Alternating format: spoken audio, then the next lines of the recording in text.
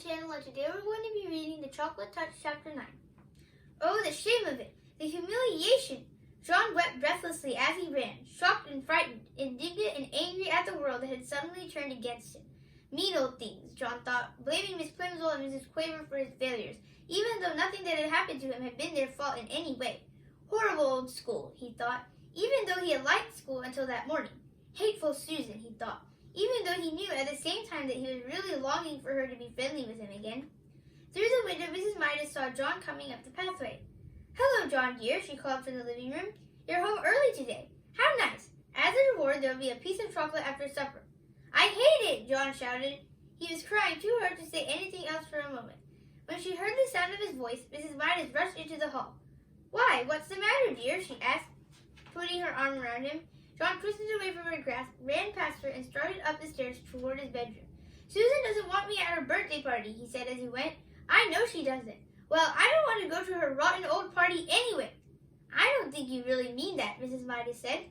"Besides," she added, and John was halted by the softness of her voice, "Mrs. Buttercup just telephoned to say she was going to drive over herself at 4 o'clock to pick you up." "She did?" John said, blinking down at his mother from the top of the stairway. "Yes, she did," Mrs. Midas assured him. "So you better hurry and get yourself washed and brushed. Your party clothes are laid out on your bed." There were games on the Buttercup's lawn while it was still warm enough outside. Later, the party's supper, including the birthday cake, was going to be served indoors, and there would be a magician and a short movie.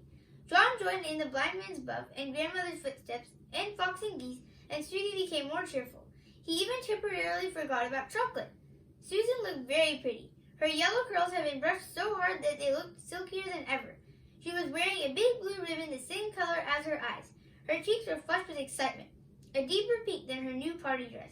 On her feet were dainty little white socks and white shoes with straps that buttoned. Between games, Susan smiled at John and said, "I'm glad you came." They seemed to be on good terms again.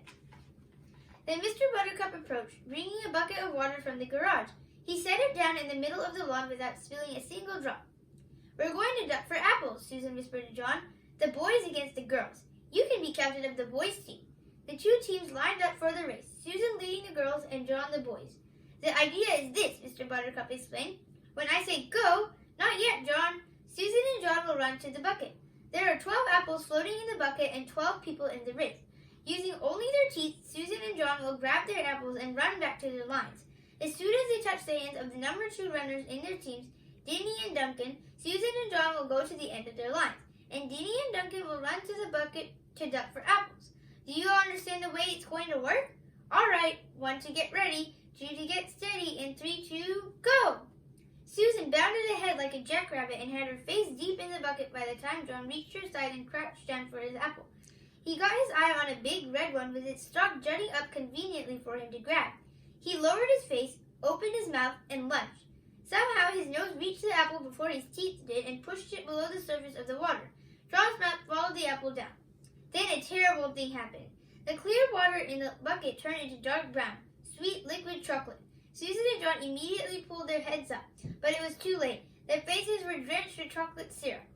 "Oh!" Susan exclaimed, wiping chocolate out of her eyes. Chocolate syrup drizzled down all over her delicate pale pink dress. "Oh!" she moaned. John was in the same state. There was chocolate all over his face. There was chocolate on his white shirt front and on his gray flannel shorts. And there was chocolate in his mouth. "Glug," John said. "Glug." Susan was too surprised and angry to speak. For the second time that day, she turned her back on John and ran away from him. Mrs. Buttercup offered to clean John up, but he couldn't bear to stay at the party another minute. He started off at once for home. Thanks for watching. Make sure to like and subscribe.